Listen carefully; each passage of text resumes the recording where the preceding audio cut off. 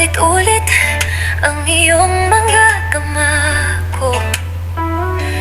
Nasa TV, sa rally, puro palusot at biro. Mga kababayan, good morning, good afternoon, good evening. Ito po ang rason kung bakit hindi makakasama si First Lady sa United States of America. So, handa na ba kayo? Mga ka-OFW dyan, mga ka-damers dyan sa Kingdom of Saudi Arabia. Andyan po ngayon yung ating unang ginang. Pakinggan po natin, panoorin natin kung bakit andyan siya sa Kingdom of Saudi Arabia. So, sa mga may day off dyan sa Saudi Arabia, kung gusto nyo pong makita ang unang ginang, pwede nyo siyang puntahan kung iaalaw kayo. Panoorin natin. Thank you, ma'am. At handa na po tayong tumanggap ng inyong mga katanungan. First question, Maricel Halili, TV5. Yusek, magandang hapon po. Yusek, may we know the reason kung bakit hindi po makakasama si First Lady Liza Marcos sa Washington? Okay, supposed to be dapat announcement ko to. Kaya lang, mabilis magtanong si Miss Maricel, so i-announce ko na. Okay?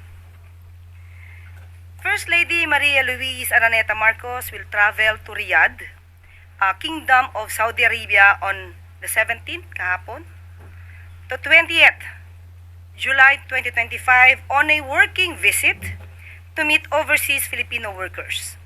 The First Lady's itinerary includes a visit to the OFW and OWA Servicio Caravan, a one-stop government outreach that offers government services to OFWs, including legal aid, financial support, and welfare counseling to OFWs and their families. The First Lady will also visit shelters for distressed Filipino women, workers, and children. The trip, originally proposed and scheduled in the first week of July, will highlight the steadfast commitment of the Marcos administration to the welfare of OFWs and their families. She will be back on July 21st. At kung napansin niyo po, sinabi po, nabanggit din po ni Yusek, DICT Yusek Dave Almirol, na ilo-launch din po ng unang ginang itong one-stop shop po dito po sa Kingdom of Saudi Arabia. So, yun po ang dahilan kung bakit hindi po makakasama ang unang ginang sa US trip po ni Pangulong Ferdinand Marcos Jr. And Yusek, may we know kung may decision na po who will be the caretaker or caretakers while the President is in Washington? Most probably sa pag-alis na lang po ng Pangulo ito maibabanggit. Pero meron na pong nabanggit. Pero hayaan po muna natin ang Pangulo ang magsabi. Salamat, Yusek. Christian Yusorias, Radyo 630. Good afternoon po, Yusek. In-announce po kanina ng DFA na ibinaba na sa Alert Level 2 yung sitwasyon ng mga Pilipino sa Iran. Meron po bang panibagong instruction or paalala po ang Pangulo sa mga kababayan natin doon? Opo, ito po ay base po sa assessment ng DFA, assessment based on the security assessment po ng DFA. Kaya po naibaba ang level sa Alert Level 2 at ngayon po ay ang sabi din po ng DMW ay allowed na rin po ang deployment ng mga returning workers. Pero yung mga may ban pa rin po doon sa employment ng mga bago pa lang po nakaka-hire. Katulad po rin ng dati. So still, ang direktiba po ng Pangulo ay kung ano po ang kakailanganin ng ating mga kababayan at hindi po mag-aatubili ang ating administrasyon na tumulong at bigyan sila ng pansin sa anumang pangangailangan ng ating mga kababayan. Tristan Nadalo, Newswatch Plus. So, ayan mga kababayan, no, meron pong visit, no, official visit, yung ating unang ginang doon po sa Kingdom of Saudi Arabia. Siyempre, tutulungan niya po yung mga kababayan natin doon ng mga distress. OFW, so sana yung mga, alam mo yun, kahit papaano yung mga may problema. Sa totoo lang po mga kababayan, ang dami po mga nakakulong, no? ng mga kababayan natin dyan sa Saudi Arabia, lalong-lalo na kapag nagkakaproblema sa amo, ginagawa nila ng mga issue, naghurog, nagnakaw, kung ano-ano yung mga ginagawa, tapos binubugbog, tapos sobrang dami po mga kababaihan, no, na mga kababayan natin, yung mga nakakulong dyan. So sana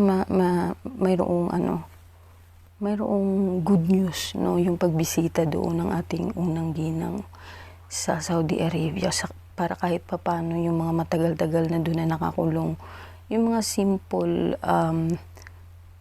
tawag dito, yung issue lang na naghurob ka, kumbaga lumayas ka, nag-run away ka sa amo mo kasi nga masyadong malupit. So kinakasuhan nila yung tawag dito, dinadagdagan nila ng mga na nagnakaw, ganito yan, ganito to.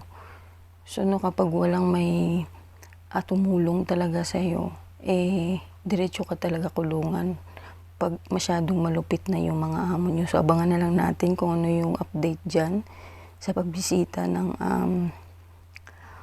unang ginang sa Kingdom of Saudi Arabia, kasi nga syempre maraming nag-iisip bakit hindi siya nakasama ng presidente dyan sa United States of America. Nalilipad sa 20 pala, akala ko 22. 20 po aalis si Bongbong Marcos papuntang Amerika. So mga kababayan natin dyan sa Amerika, puntahan nyo din si Marcos, President Marcos Jr. So ito, kilala nyo yan, yung idol natin na si Eden Santos. Andyan po siya sa Malacanang press corps pero hindi inaalaw magtanong.